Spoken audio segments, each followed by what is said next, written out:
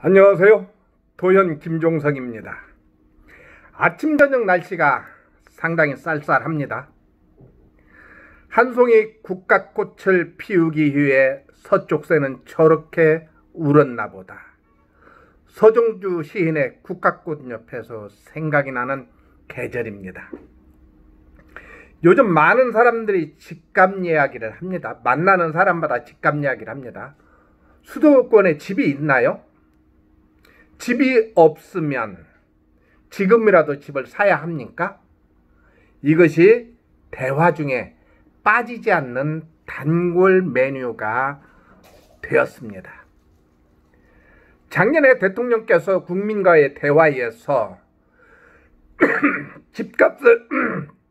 집값을 취임 전으로 되돌리겠다고 했죠. 그리고 지난 7월에 발표한 7.10 대책, 그 다음에 8월 3일에 통과된 임대차 3법 처리 이후 가을 이사철 전세시장은 말할 수 없는 지경에 와버렸습니다.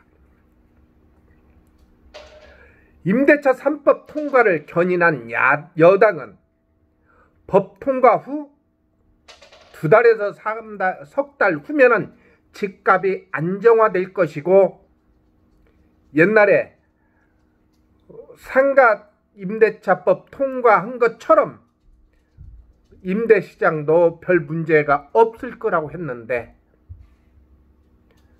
그래서 그 법이 비록 졸속이지만 통과를 시켰는데 지금은 이에 대해 어느 누구도 책임지는 사람은커녕 사과 한마디 없는 것이 현실이 되어버렸습니다. 지난주에 여러분 신문에 뉴스에 이런 기사가 났습니다. 10월 13일 오전 서울 강서구 가양동의 한 아파트 문 앞에 10명의 사람들이 줄을 서 있었다는 겁니다. 전셋집을 보기 위해서 9개 팀이 그 집에 나타난 거죠. 그리고 5개 팀은 가위바위보를 해서 계약자를 선정했다고 합니다. 만약에 집주인이 계약금을 올렸으면 어떻게 되었을까요? 지금 이것이 임대 시장의 현실입니다. 왜 이런 현상이 계속될까요? 여러 이유 중에 하나는 대출 규제가 아닐까 생각합니다. 레버리지를 이용한 투기 세력이 집 매수 의지를 근절시키기 위해서, 다시 말해서 집값 상승을 막아보기 위해 대출을 완전히 막아버렸다고 할 정도로 고강도 대출 규제가 결국은 실소유자들에게도 영향을 미친 것으로 보여집니다. 지금 집을 구입하기 위해서 대출을 신청하게 되면 무주택자의 경우 투기 과열지구에선 주택담보대출 비율, 다시 말해서 LTV가 90% 아니 9억 이하는 40%, 그 다음에 9억 초과해서 15억 이하는 20%, 그리고 15억이 넘으면 단돈 10원도 대출이 되지 않는 상황이 지금을 이렇게 집값을 막는 원인이 아닌가, 그런 생각을 해봅니다. 우리 회원 한 분이 지난 여름에 갈아타게 하려고 투기지역에 집을 하나 샀습니다. 물론 그분은 투기지역에 집을 하나 가지고 있고 거기서 실거주를 하고 있고, 그 다음에 갈아타기 위해서 집을 하나 구입을 했습니다. 그리고 이제 세입자의 보증금을 돌려드리려고 대출을 신청했더니 단돈 10원도 대출이 되지 않았습니다. 물론 이 이야기를 하면 여러 사람들이 무슨 얘기하냐, 세입자 전세금 돌려주기 위한 것은 대출이 된다, 그런 얘기를 하지만, 이분은 새로운 집을 사기 위해서 대출을 많이 끌었었기 때문에 대출 자체가 막혀버렸고 신용대출 1,500만 원밖에 안 됐습니다. 집이 2개, 액면으로 한 약 30억 되는데 30억짜리 집을 가지고 있었음에도 불구하고 담보대출이 막혔다. 그 이야기입니다. 이처럼 대출이 꽉 막히다 보니까 결국은 실수요자들마저 어렵게 되고 결국은 돈 있는 현금 부자들만 좋은 일이 생기게 되었습니다. 결국 이것이 무엇을 의미할까요? 우리나라의 전체 국민의 50% 정도가 집이 없습니다. 이 중에 이제 막 사회생활을 시작한 30대가 월급만을 모아서 도저히 집을 살 수 없는 수준이죠. 물론 이런 이야기는 10년 전에도 그랬고요. 20년 전에도 그랬습니다. 그렇지만 지금 우리나라는 경제적으로는 세계에서 경제 대국으로 보일 만큼 굉장히 경제적으로 앞선 나라죠. 그런데도 불구하고 직장을 다녀서 집을 살 수 없다고 하는 것은 뼈아픈 현실이 아닐 수 없습니다.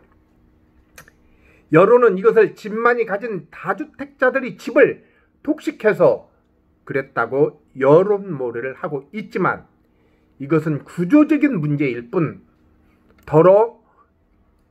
이건 구조적인 문제일 뿐 이것이 결코 꼭 그런 것만도 아니란 얘기입니다.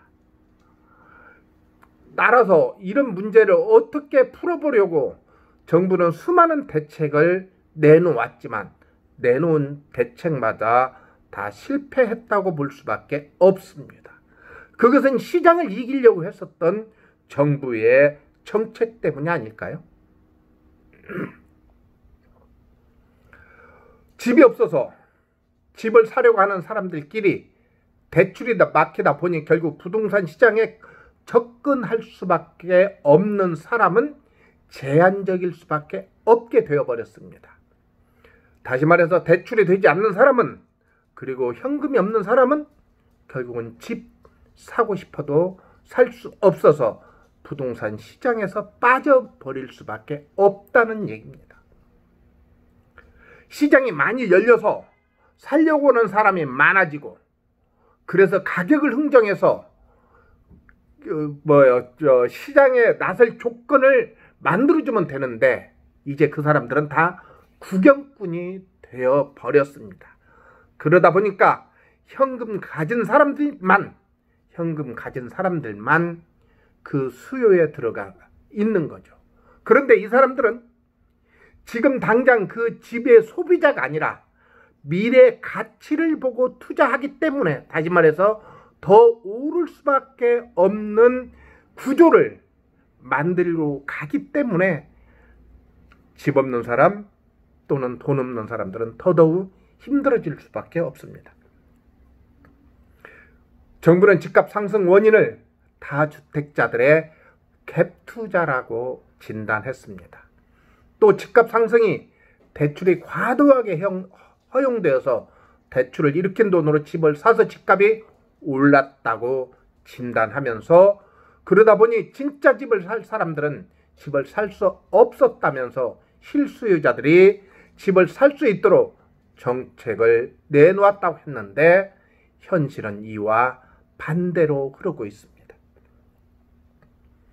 그럼 지금이라도 다시 그 원인을 내놓아야 합니다. 지금 투자자들은 실제적으로는 부동산을 사지 못하고 있습니다. 갭 투자도 어렵고 저금리인 대출도 받지 못하고 있습니다. 그런데 왜 집값이 잡히지 않을까요? 정부의 진단대로 했는데 왜 집값은 잡히지 않을까요? 임대차 3법 통과 후 2-3달 있으면 부동산 시장이 안정화된다고 그렇게 호언장담했는데 그 근거는 무엇일까요? 대출에 대한 근본적인 조정이 필요할 때가 아닐까 생각합니다. 집 없는 사람들, 이사를 가기 위해서 일시적으로 집을 사야 하는 사람들에게 대출의 문을 열어주어야 합니다. 그리고 집을 가진 사람들에게 집을 팔 수 있도록 양도세를 조정해서 시장의 흐름을 만들어 주어야 합니다. 물이 흘러야 썩지 않습니다. 또 탁한 물에는 여린 생물들은 다 죽습니다. 오늘은 여기까지 하겠습니다. 안녕히 계세요.